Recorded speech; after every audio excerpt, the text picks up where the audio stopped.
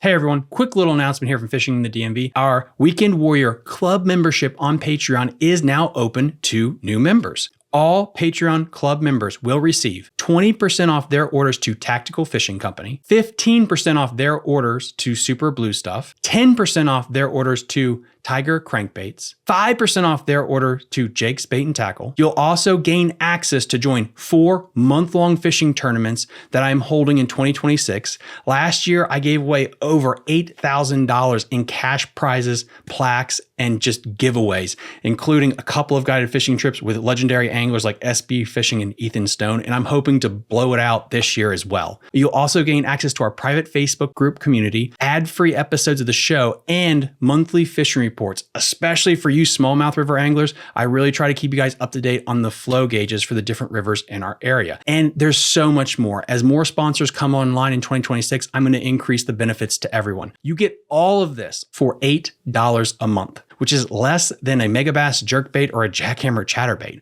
And I'll sweeten the pot. If you sign up for the whole year, I'll give you 15% off your membership. 15% off. Guys, this is just a way I can say thank you to everyone that helps support and keep this show going. Link in the episode description. Thank you so much. You're listening to Fishing the DMV with your host, Thomas Ahrens. Fishing the DMV is brought to you by Jake's Bait and Tackle, located in Winchester, Virginia, Tactical Fishing Company, and Fishing Pro Tech, located just outside Williamsburg, Virginia. If that doesn't get you jacked up, I don't know what will. Good morning, everybody. Welcome back to Fishing the DMV. I'm your host, Thomas Ahrens, and today I have on the man, the myth, the legend, Mr. Matt Strykul of SB Fishing, who has done an incredible thing. Back-to-back weekends winning the Lake Anna Winter Series, and if I'm not mistaken, he is in second place in the overall standings. Sir, thank you so much for joining me. Thanks for having me on, dude. Always happy to be here. How's life been? Ups and downs. Ebbs and flows. Blew up my motor, but then back-to-back wins at Anna was pretty good. So, it's not paying for a new motor by any means, but it softened the blow a little bit. So that's nice.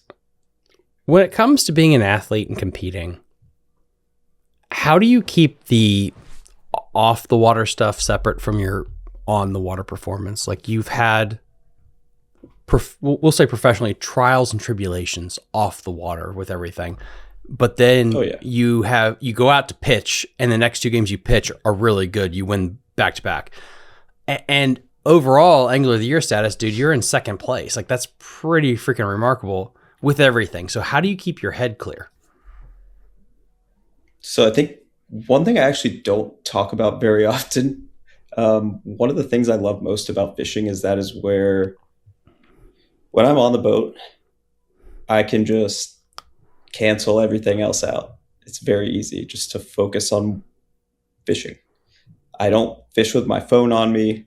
If you want to call me, good luck. I barely ever answer texts. I try not to look at my phone. So even with all the shit that I have to deal with outside of being on the water, sometimes awesome, sometimes absolutely terrible. Like when I'm on the water, I'm fishing. Like I'm solely focused on that one thing, and I have 8 to 10, or in the summer, 12 hours of like solely focusing on trying to catch fish. That's it. But maybe not possible for everybody to do. For me, I guess it's a little easier. For the story and to build up some dramatical effort for the audience, before you got that first win, was there a low point going into that win, just emotionally for you?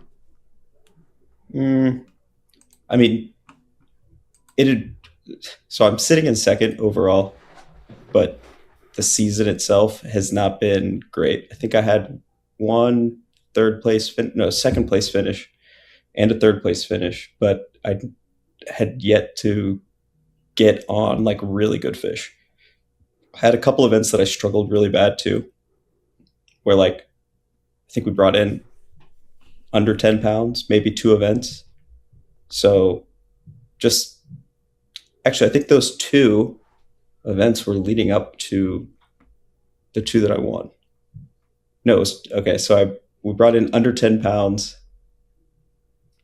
The 7th and 8th tournament, the 9th tournament, I fished by myself and had 16 and change. And that's when I blew up my motor and then won the 10th and 11th. I mean, I know the comment section, all this other shit and all the emails I'm going to get. So we got to like, just get it out. What happened with the motor? Like you hit a stump, it just died. It just died. So the number 6 cylinder is toast.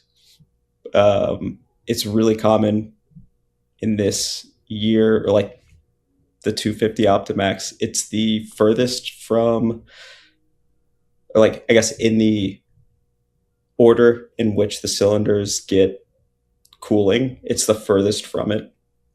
So it's the most common one to blow.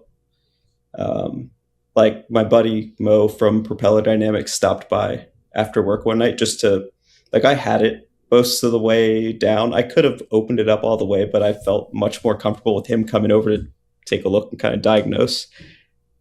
And we were both kind of hoping that it was the compressor, but I took the belt off the top and felt it. And he was like, it should load up with pressure. Like it should feel like a weed whacker head. Like if you try to turn that. And that's exactly what it felt like. There was no play. Like it didn't feel loose, but he came up anyway and he, felt it. He was like, dang it, Matt. Like this is not what I wanted to come here to do. Like I didn't want to come bring this news. And he goes, it's either going to be this one or this one. And he started to loosen up the number 6 cylinder spark plug. And as soon as he cracked it free, he was like, it's this one. And just takes it out. It was completely shot, like pulled the head off, and it was not good. Not good. And he said that it's just the most common issue, I guess, with the power head. So just unfortunate. This is the thing you don't understand about being a professional angler, a professional content creator, angler, whatever, is you have to understand your shit to fix stuff. And I know this as a guy that just bragged that he changed windshield wipers during a blizzard. So it's just different steps to be successful on the water. Going from that, like, how did you get back into tournaments? Because your motor's dead, right? Like you're done for the year, but you went back the next Sunday. Yeah, I got super lucky, and I'm very lucky. I had a ton of people reach out, you included, people that either offered me a boat or offered to fish with me. And one of my clients that I guided like a week before that, maybe 2 weeks before that, was like, hey, I'm going to be down at Anna that weekend. If you need a boat, like, feel free to use mine, like, or hop on with me. You can just take full control. I'll come fish with you for the day. So he was the first person that reached out, like, I guess as soon as he saw that I blew up my motor, and it just worked out that I was like, yeah, sure. I definitely need somebody to fish with. He's a super nice guy. His name's Randy Shafer. Yeah, and Randy. Just, yep, he's the man. So ran and like met him at his house that morning, and then we drove over to Sturgeon Creek and crushed him. Which was awesome because like on the guide trip, we were focusing on the forward facing, and they caught a few. Him and his buddy that he brought with, I think they probably caught 8 or 9. And then I caught one big one by accident that I didn't want to catch. But it was decent. It was a decent trip, but that tournament day was a whole different ball game. It was so fun. Everything was just like working out. We had a ton of fish in a small area, switched back and forth off the trolling motor. If I catch one, I'd be like, get up there. There's more.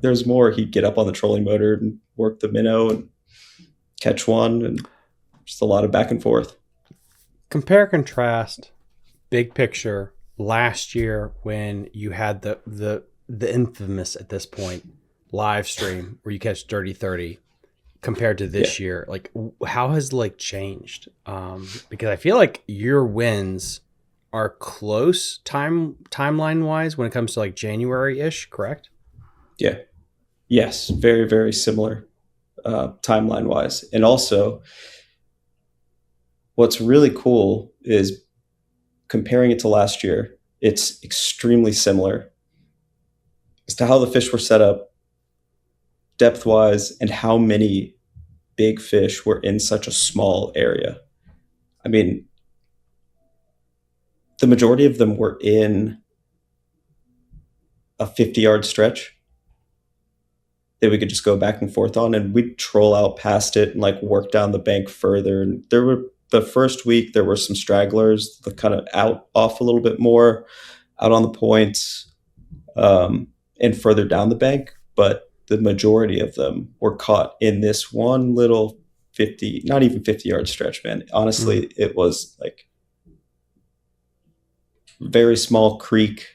We'll say like from the point to a third of the way back, maybe halfway back that first week. The second week, it was like a quarter of the way back because they kind of pulled out. But last year, I mean, all those fish Dylan and I caught were same deal. Like majority of them came on one stretch of bank, you know. Super cool. When it comes to this year's winter series at Lake Anna, and again, guys, it's a Sturgeon Creek Marina if you want to go. Were you just waiting for it to line up, like conditions wise? So example is like, you're just basically, I kind of know where they should be at some point. So this is the strategy, is like, I'm going to look and fish for this certain deal, knowing eventually the fish will either come to me at some point. No, I was trying to find them every week, dude. I just couldn't. I just struggled a lot in a few different tournaments where it was like found fish during the week or found fish the day before even, and I just couldn't get them to bite. Maybe I wasn't throwing the right bait. Maybe I wasn't fishing slow enough. I don't know.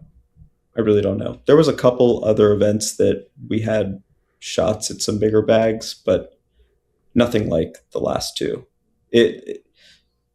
So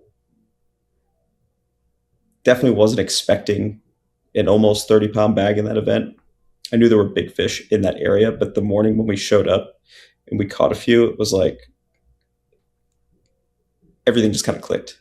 We're like, okay, they're eating a minnow really good. Might have to switch between a couple different minnows, size-wise, head weight-wise, but like we can get these fish to bite and they're big. And it seemed like there were more moving in as the day was like moving on. There's a good amount of bait, like not way too much, but not none. Like good bait balls we could see getting chased. Didn't really catch any fish out of those bait balls per se, but the fish were very close in relation to what we were seeing. So it was good. Like, definitely good. And like halfway through the day, I was like, this is exactly like last year. Like we're not going to have to move until we need to go back to weigh-in. If you have to reflect then on the decisions you did right compared to the ones you did wrong in previous events, like what would you reflect on? So I guess it's a bit of time of year and water temperature deal where I think that in the earlier events, they weren't as congregated, or at least I hadn't been able to find them grouped up or in smaller areas like that. So I think that I probably should have moved around more in previous events, or like found more of similar structure that I was catching fish on and moved. Because if I'm not like, I don't know, maybe I think I was wasting too much time trying to make that happen, where I'm like, okay, I caught 2 decent ones here. Like there should be more, but there's just not. Like there's still a little bit more spread out. Whereas when it gets to this 40 to 42, 43 degrees is like when they really start to congregate and group up together in a small area. So, yeah. What were the lake conditions this year compared to last year? Were they the same or were they a little bit different? I want to say they were actually a little bit warmer leading into January. This year, January? This year. Yeah. And then last year we had a freeze like early January where it got super, super cold like this week. And the upper side or the upper end of the lake started to freeze. At least shoreline stuff started to freeze. And then, yeah, that lake bite kind of shut off for me. But it seemed like this year I was able to stay up there a little bit longer because that temperature didn't drop like crazy. But I'm excited to go back out there soon and see what it's like. Well, because it's going to be really cold. Well, and that's what's fascinating. Is like, so you win the first one, great, good karma mentally. I think with all the shit you've been dealing with, that's got to be good just to kind of like, okay, cool, get your mind back. But then you go and you show up the next week. Like, did you try to just run the same game plan, or are you trying to make small adjustments? What was your vibe? Literally did the exact same thing. Dude, first fish of the day was an almost 8-pounder. It was like 793 or something like that. Like right in that area where we were catching them. And once I caught that fish, I was like, all right, it's going to work. Like, we don't need to move. We can literally just hang out here all day. Because we were seeing one thing I've noticed, I knew that something would change a little bit, because on the first win, like that first Sunday, it was bright and sunny, blowing like 25 to 30. And it was warmer. Like, it wasn't super cold. The next Sunday was the opposite. Like, it was supposed to be snowing / raining a good portion of the day. Luckily, that pushed off into the afternoon. It was overcast all day. It cooled off a bit throughout the week too. And right when we got off plane, we started like at the mouth of this creek and like kind of worked through some of the banks, and the fish weren't nearly as shallow. Like, a lot of the fish that we caught the week prior were 8 feet and under. Like, I caught a 6 and change out of 2 feet that first weekend. It was nuts. Like, it was just pushed up on this little rock point in 2 feet of water. Like, I was scanning around and I was like, that kind of looks like there's some fish up there. And I didn't even really scope them per se. Like, I thought I saw a blob up in this much water, and I just threw a minnow out there and started working it back. And I'm looking around for something else to throw at. It loaded up. But yeah, so the second week, they're still there. Like, they're still in the vicinity, but they're not in the same exact spots. They just kind of pulled off to that next level of depth. So it was more like 8 to 15 feet, we'll say. Why do you think they pulled off? I think just because it cooled off a little bit. The bait had kind of pulled out of that creek. Being overcast and rainy / a bit of snow later in the day, early. Like, I mean, that first fish I caught was in a brush pile in about 20 feet of water, but he was suspended up in the tree. He was probably in 15. But yeah, they were all like, they were still there, just out a little bit deeper. So again, guys, this was going to air on the Monday after this next one, so he could be a 3-peat champion. We don't know. I doubt it. Well, fingers crossed. But how do you think Lake Anna as a whole, because you're a guide, guys, go check it out. Link in the episode description if you want to get on the boat with him. How do you think Lake Anna is setting up this year compared to last year? Because we know the big fish are still there. They don't just die off just because they don't show up in weigh-in bags. So they're there. So what's your vibe on how the lake is doing this year? I mean, I think it's doing great. We saw a 30-pound bag back in December from Will and Hunter. They had like almost 31. It was 30.84 pounds with an almost 8. And then every bag after that, it was like 25 pounds to win, I want to say. Something like that. And the last 2 events, multiple bags over 24, 25. It's fishing good. It's definitely fishing good. A lot of big fish are showing up. And it seems healthy, like very healthy. But as far as,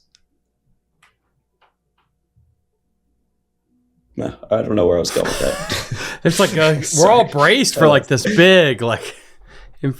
Nope, I got nothing. How's the grass? Like with everything, like has it really died off? Is it completely dead? Is there still clumps? And I don't mean just the natural like die off of the winter, like because of the spraying, I guess.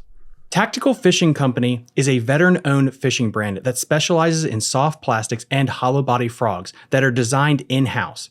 They collaborate with anglers across the country, giving you some of the best designs out there. If you haven't checked them out yet, you're really missing out. Their number one selling bait is the MRE, Minnow Ready to Eat Hybrid Swim Bait. It flat out catches fish. Whether you're throwing it on your favorite spinnerbait or bladed jig as a trailer, or using it as a standalone finesse presentation, it's one of those baits you can keep tied on all day and stay confident in. And if you're chasing snakehead, Tactical Fishing Company has you covered. They make some of the most rugged, durable frogs out on the market today. From the Dragon Pop to my personal favorite, the Rizzard. When it's time to try and tame your next dragon, they've got the tools you need to make the day on the water memorable. So go support a veteran-owned business, fish with confidence, and make every cast count. Check out Tactical Fishing Company, link in the episode description down below. Listen, every angler knows the feeling. You've been on the front of the boat all day trying to get that fifth keeper in the boat. Your shoulder hurts, your lower back is starting to seize up, your knees are really stiff. It's been a long day out on the water, and your body pays the price for it. That's why I keep Super Blue Stuff roll-ons everywhere I go. Tackle box, truck, my home, glove compartment, you name it, I have a roll-on with me at all times. It has natural pain relief with emu oil and herbs that works in about 5 minutes, and it doesn't have that harsh chemical or strong medical smell. Close your eyes, guys. You remember applying certain brands when you were a kid. You know the smell I'm talking about. Spraying is almost here. Get ready. Get yourself stocked up with some Super Blue Stuff today to be able to make sure that you can be the most efficient angler you can out on the water. Fishing the DMV viewers and listeners get 25% off. You heard me right. 25% off your first roll-on with the code FISHING at bluestuff.com/fishing, or after calling 866-571-BLUE. That's bluestuff.com/fishing, or call 866-571-BLUE and use code FISHING for 25% off roll-ons. And if you are watching on YouTube, stick your phone up to the screen right now and just take a little picture of the QR code right there. And a little code will pop up and it'll send you straight to the Super Blue Stuff website. Get yours today. You'll thank me later. So I've not really noticed any, to be honest with you. Like, I know I'm fishing in areas that had grass, and I can't even see it on the graph. Maybe if I let a bait sink all the way to the bottom and drag it through, I'd pull some dead grass back, but I don't really think that there's much going on. But it'll definitely be back, depending on if they spray the whole lake or like throw a million carp in there, which I'm sure will happen, but fingers crossed. Yeah, God bless the homeowners association, all that stuff for that, because I really thought like the lake fished better as a whole this year. When you're talking about people, I had so many people contact me. It's like, yeah, went to Lake Anna for the first time and just threw a chatterbait, like, because that's all I fished on the James, and I caught them. It's like, yeah, it's like in general, it seemed like the lake was healthier than it's been in a long time. Yeah, and it was super fun. Like, I can't even think of another lake that I fished that has or had grass like Anna this summer. Like, one thing that comes to mind is Gaston, way back in the day in like 2007 or 8. Like, and I'm out there in a John boat with Ace, and I mean, there was one year that they did not spray, and the hydrilla was insane. I mean, that whole, even in the winter, like, it didn't die off. Like, the back of our creek had, well, we'll say there was some die off, but it created these, like, you know, wind's going to blow the grass into the grass that's still living. And it's like these huge lanes of grass, just huge, tall grass lines. It brought the bait all the way into the back of creeks in like January, February. It was super fun. So I have not seen that on Anna. So maybe they just didn't have as much. I don't know. But what creek were you in the back of? P Hill. Oh my God. Okay. Yeah. Because in 2008, I was fishing a tournament there. Like, I forget if it was like high school or not, but yeah, swim jig. And there's like so much grass. I just remember it was so much grass back there. Yeah. God damn. It was incredible. Yeah. It was really incredible. It was awesome. Like, that's a really cool lake. And still, like, I think I will argue that thing is more diverse than like bugs right now with the water willow and all that stuff there. Like, you can catch them so many different ways compared to bugs. Yeah. I haven't fished Gaston enough lately. I need to get down there because I know the spots are getting really big too. But I've just been spending a ton of time up at Anna.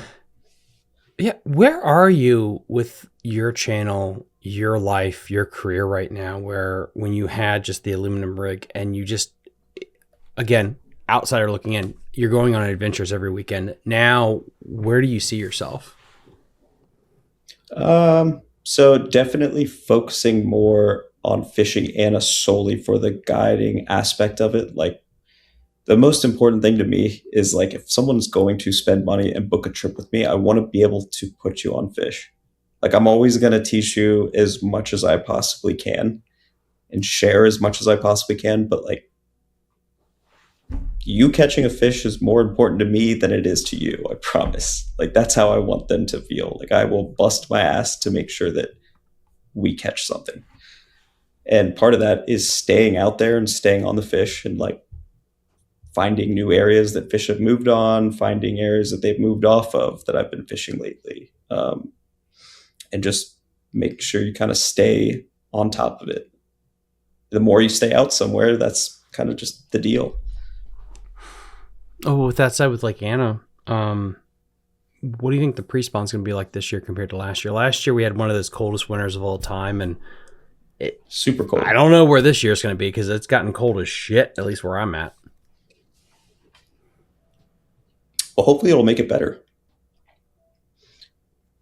If it stays cold for a while, I'm hoping that it just keeps the fish pushed off. And then once that warm weather starts coming in, there'll just be, they will move up in bigger waves.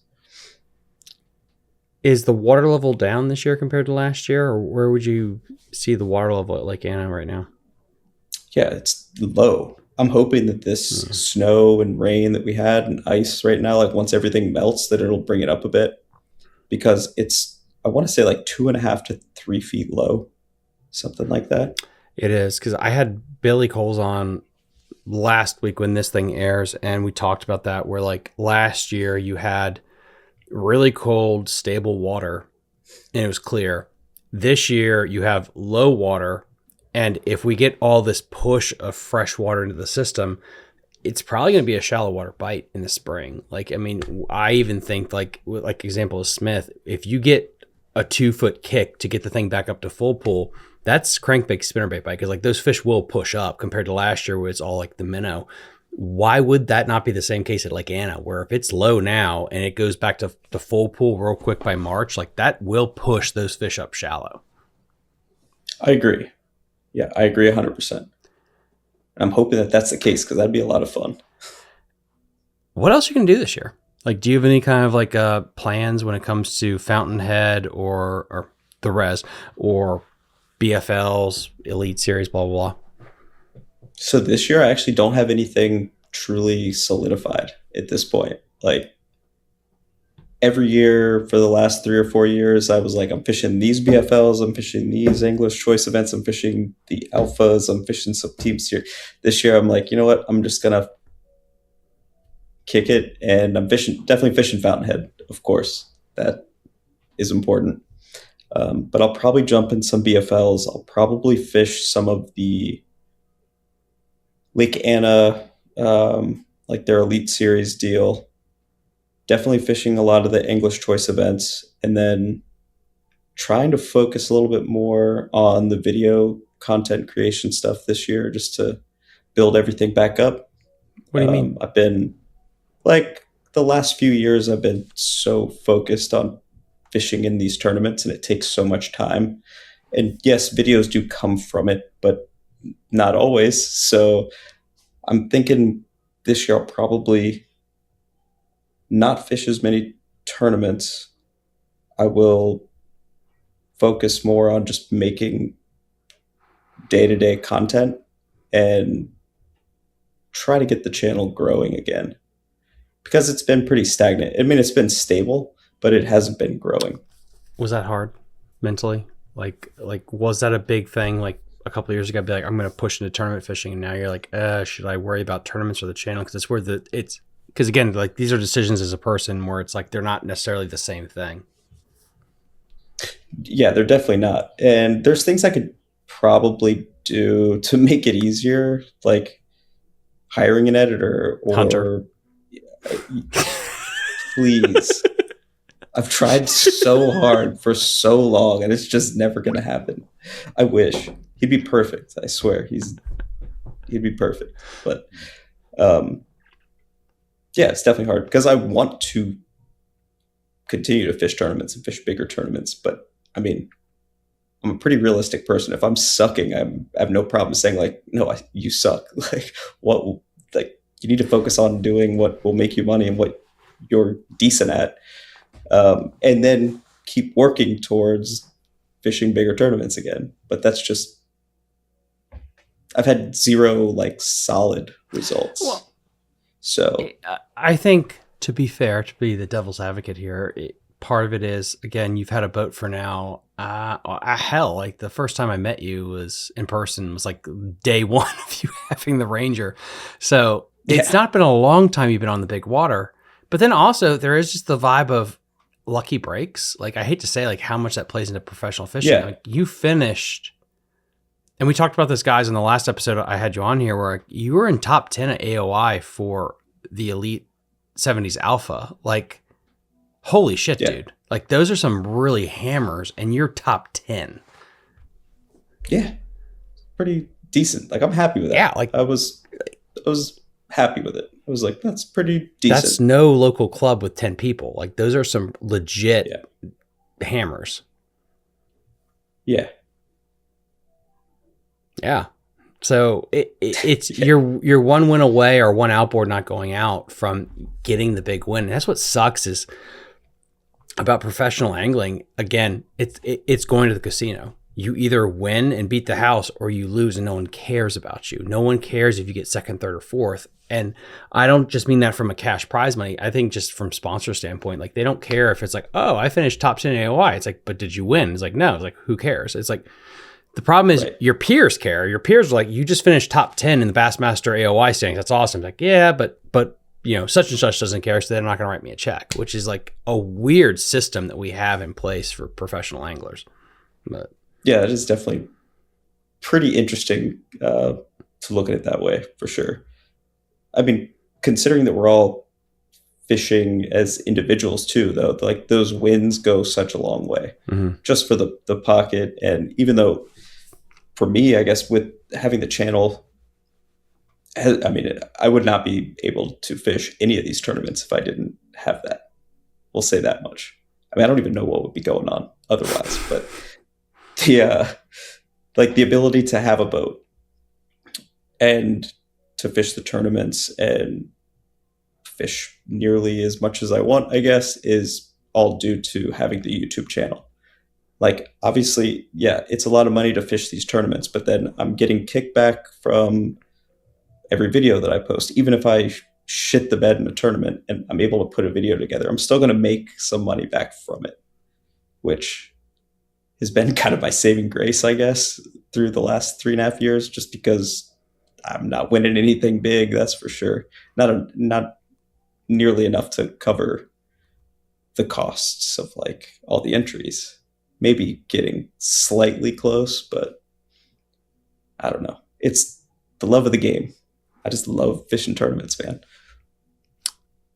do you miss any of the adventures you used to do, like the muskie angling stuff? Like, do you ever just wish you could go on an adventure like you used to do, or is that just like that's old school me and this is not what I enjoy anymore? But like that's just not what I want to do anymore right now.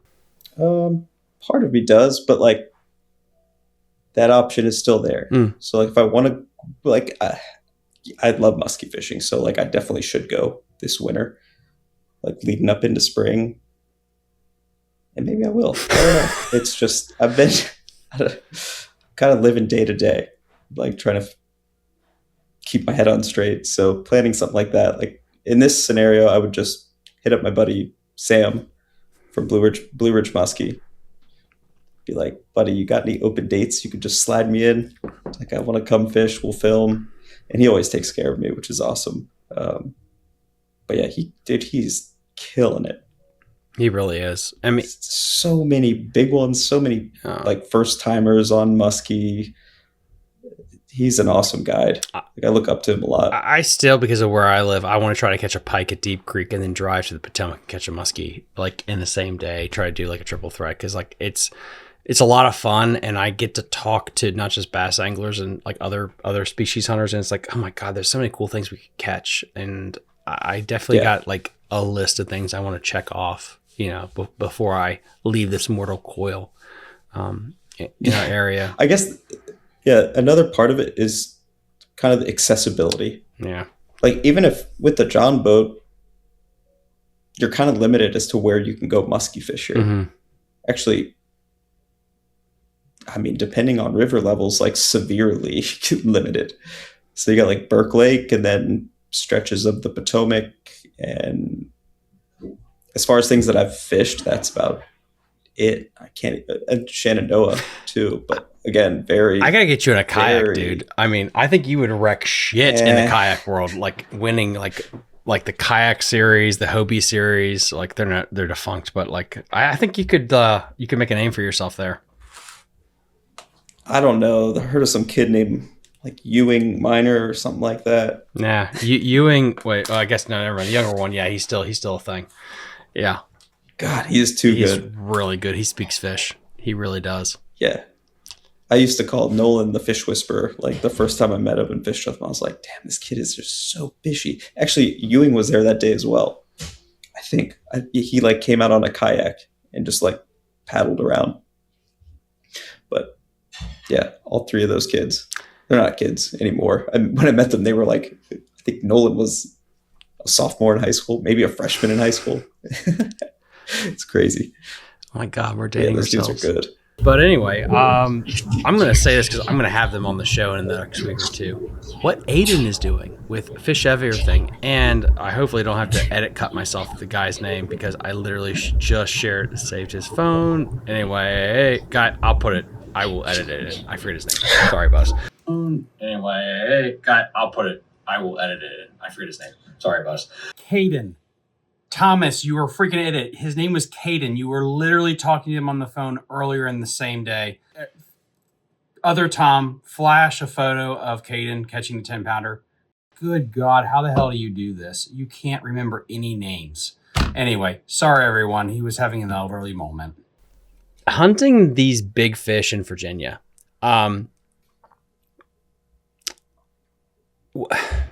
Why don't, like, is that something you've ever thought about doing, like, with your channel? Just, like, doing some, that's just an interesting thing to do here, because you do think about West Coast with that, or the Appalachia.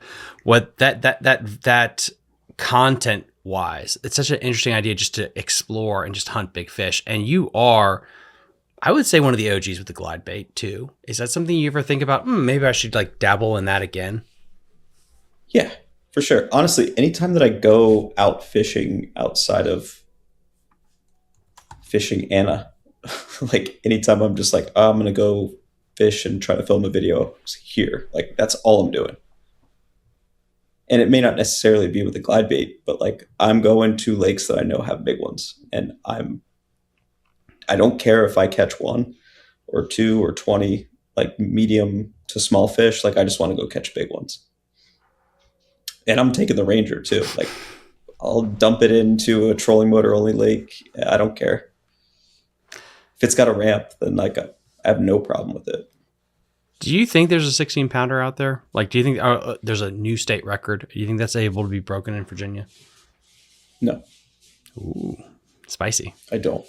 I do not think that there's a 16-pounder anywhere in Virginia right now. I'm not saying it's not possible in the future, but right now, like in this moment, I don't think so. 16 pounds. It's big. It's big. Like, it's huge. Do I think there? What's the biggest fish you've heard of caught in Virginia in the last 5 years? 12 pounds, I think. Ish. I think that was. Comment section will kill me on this. I think it was Chick Lake. I think it was that. Yeah. I've heard of one shock that were bigger.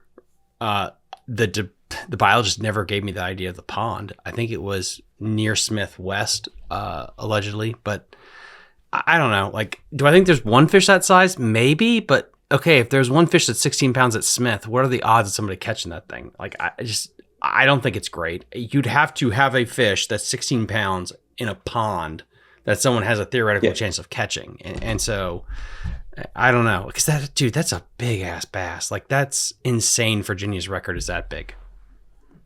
I mean, there have been 2 16s caught out of Briary in its heyday, like in the 90s. And they were both a few ounces shy of the record, I want to say, if I recall correctly. And then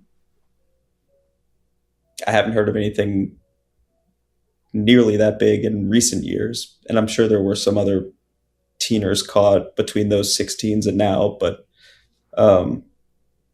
that was also like a freshly impounded lake.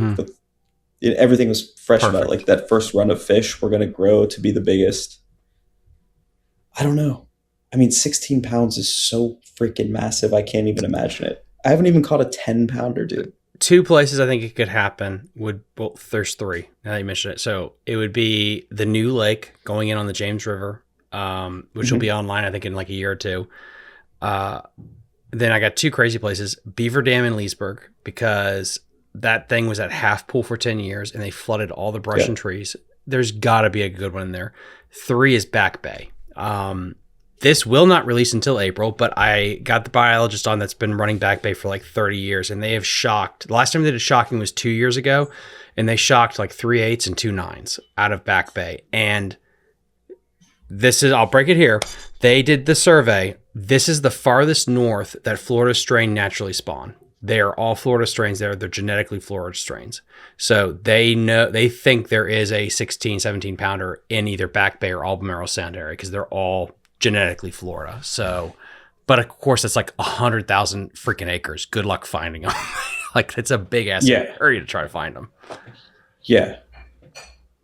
Like, that's so much water. Yeah. And you've been there. Like, I can't imagine, like, good luck trying to find that needle in the haystack. Yeah. I guess the deal with Back Bay too, I've never fished Back Bay. And I know not a lot of people fish Back Bay. So you have a limited amount of people that are down there and really know it and fish it heavily. Then you have guys like you and I that might say, oh, let's go down to Back Bay for the weekend and just check it out. And nuke our lower units. Yes, exactly. Exactly. Like, yeah, we might stumble into some, we might catch a big one, but like the chances of catching that one is so slim. Which is why, like, you have to go find these tiny lakes. Like, it has to be, again, you guys can tell me in the comment section, it has to be a tiny lake, because Smith Mountain Lake example could catch a 16 pounder. The odds that you're that guy on that point at that time and you scope it with a minnow, like, good God, that's a needle in a haystack, man. I mean, do you think the res could even do it? Like, I mean, that's your home pond. Like, is it too big? No. I just don't know, man. I don't know what it actually takes to grow one that big. Well, let me rephrase the question. Would it be easier to find that 16 on the res or Burke? I mean, obviously Burke. Yeah, like, I mean, again, I don't know. That's a if it was, question. We're saying, like, theoretically, if it's there and we're trying to catch the 16 pounder, would it be easier to catch it or find it at Burke versus the res? Exactly. And that's my point. Is like, okay, then yeah. When you listen, because Burke Lake is 20% of the size of the res, and there's legit, like, you know where they're going to set up on Burke, and the reason I know it's a trap question, but it's like when you listen to the big fish hunters out west, it's like you catch them in tiny ass ponds basically because there's like 3 points, there's one hump, you know where the biggest fish is going to set up every single time.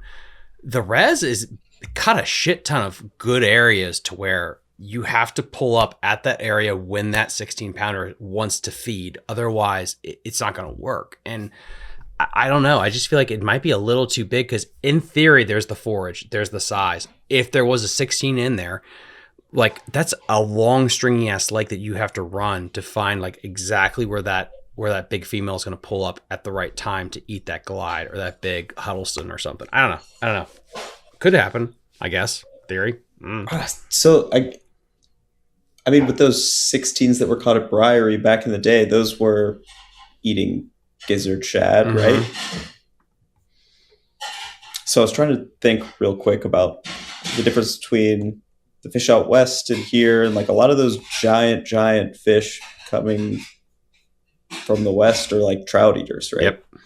It's that high protein diet, like they slurp them down like a Butterfinger. We don't have a lot of lakes, if any, truly, that are stocked with trout. So not unless you go to Appalachia, in my neck of the woods. Yeah. Yes. And but do those have F1s in them? Agreed. I feel like if you had that mix of F1s, okay, maybe it's this. Maybe it's new lake, so fresh, brand new nutrients. Everything's good. Everything's flooded. It's not touched for 8 or 9 years. As it's filling and the fish are growing, had a bunch of F1s stocked in there, bunch of fat, giant gizzard shad, and they were just eating freely for those 7 or 8 years before it opens up. I think maybe that's in that first run of fish are the ones that are going to grow the biggest, right? From the hybrid, from the F1. I tend to agree with you. I think that's the only way to grow on that big. I'm not saying there's not like 10s and 11s and 12s in other places, because there are. But a 16-pounder is such a freaking giant fish. And also the lake size. I mean, Briary Creek, I just did the research, is 840 acres. Occoquan Reservoir is 2,200 acres. So it's four times the size. Like Lake Mooney potentially could, in theory, it's big enough. It's small enough where like you can hit all the key spots every day for 2 weeks during like a full moon cycle and have a chance of like running into it. I don't know. Like, I don't think you could catch one out of there. It could be, I don't know, the bait though, man. I do agree with you though. Like the trout is such a weird, like, I don't know if you could catch them off gizzard shad. And I know Aiden and all of them are going to kill me about this, but like, is trout the secret ingredient? Or is it that you needed a trout lake because it sets up right to where it's easier to catch them? Because that's why I don't think you'll ever catch a state, a little smaller. I don't think you'll ever catch a world record in like Florida, because the idea, like, you can't scope in a punching place like the Delta. Like, it doesn't set up as well as like if you go to a lake that's deep and clear where you can actually scope them. It's a higher percentage rate of you being able to point. That's the one I need to do and go to, versus you blindly flipping for 100 hours straight hoping to hit pay dirt. Yeah, I don't know. But going back to the gizzard shad thing, right? It's like that is what was in Briary when the 16s were caught. So it is possible for them to grow to that size off of gizzard shad, unless they had some other crazy crappie. Because I just know that I'm now talking to crappie anglers left and right, like the Richmond Crappie Club and the Bobcat series. Why do they catch so many big bass? And that kind of cued me into that. Like, well, it's because they're chasing the crappie, because the crappie spawn just before the largemouth spawn, and they inhabit the same pre-spawn stuff. So the big ones just follow them in. Oh yeah. I that's why a white jig works and a white jerk. Like that's what Sleater's Lake, I think they run off of. Those big girls at Sleater's is that. I think there's a 10-pounder in Sleater's. There's a 25-inch largemouth caught in July at a kayak event that I was at out of Sleater's. Like, I think there's a 10-pounder there. I don't think there's a 15, but I don't know. I'd believe that. Yeah. It's like not super, super pressured. It's decent sized. It's got good grass, good bait, right? Decent bait. Dude, if I could get a John boat into Beaver Dam somehow with that new boat ramp with scope, oh my God. There's definitely a fish that has not seen a glide bait in 10 years. God. Yeah. He forgot about it by now. Yeah. Hey, did you ever fish that thing before it closed down all that stuff back in the day? No. Really? But I think Ace did. Okay. Yeah, Ace got out there. He actually bought a boat for it specifically. Really? He got like a sun dolphin or something like that. Like one of the... Yeah, I'm pretty sure he bought it specifically to fish there. And then they closed it again. Because didn't they open it for a really short amount of time? Minute. And then they were like, we're going to be open. And then it was like, psych. Dude, like that. And there's this other lake where I think you could catch the West Virginia state record. I think it's right where Ace... I think I know. Like, so Sleepy Creek in West Virginia... It is where the last state record largemouth came from. And I did a live stream from there. It's like in the middle of I a remember valley. that. Yeah. I've actually seen it on Google Earth. Dude, I was looking around where Ace lives now, and I was like, oh, we got a couple little lakes up here. Holy shit. It is the most fishiest thing. It has the same water as Florida. It's tea colored, but it has all standing timber and grass. That's all it is. And I feel like a scoper, that's awesome. If a scoper went there in like March, there's a state record in there because there's no one fishes the damn thing because you can't get to it. And there's no cell service at all. So yeah, I might have to invite you or Ace up there to see if you guys can actually catch something because it's super, super fishy, man. It really is. And they did stock F1s in there way back when. So they did. So the genetics are there. You just got to be good with the scope to kind of find them. I bet you there's some real giants in there. Yeah, they're definitely. I don't know. I think it's cool because I think with scope and like the small boat thing, kayaks and stuff, like there are sneaky places. I think people are going to start sticking them, and because of what you and Fish Everything and other people have done with the glide baits, like people know how to target them if they're willing to go out there and get them. But I don't know. It's fun. It's fun. That's for sure. So to put a pin in this whole thing, what are your goals for this year then coming up? Because like you can tell your future self. Trying to run a bunch of guide trips, which would be great. That's good.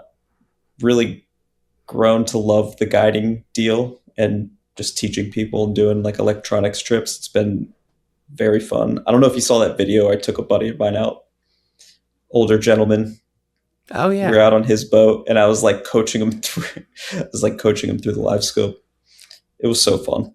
Like every trip is like that too, which is awesome. Like anyone that wants to learn the scope or like how to scope at least, I'm like, all right, I'll maybe fish for 2 or 3 minutes or like make a few casts just to give them examples of what I'm doing.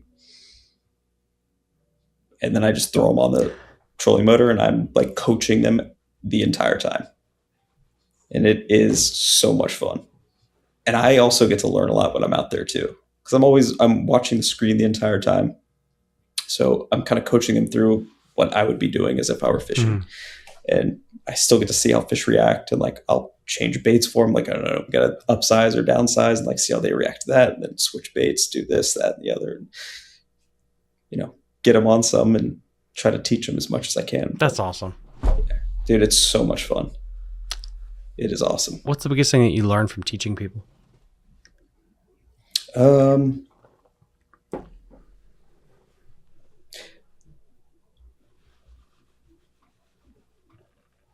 Biggest thing that I've learned from teaching people and like watching other people fish and trying to learn scope, probably that most people need a seat post up front.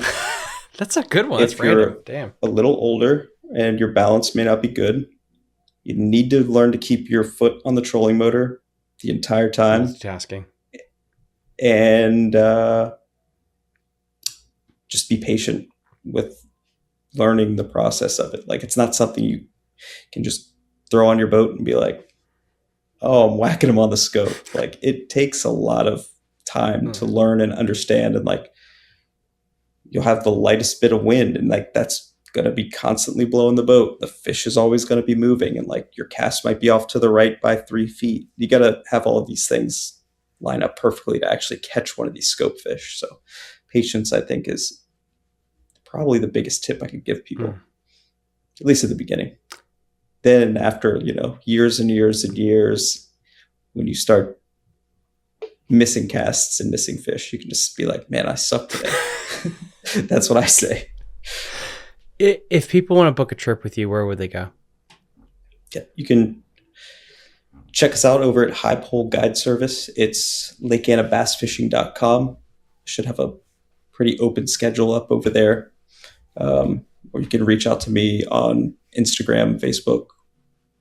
Any of those work.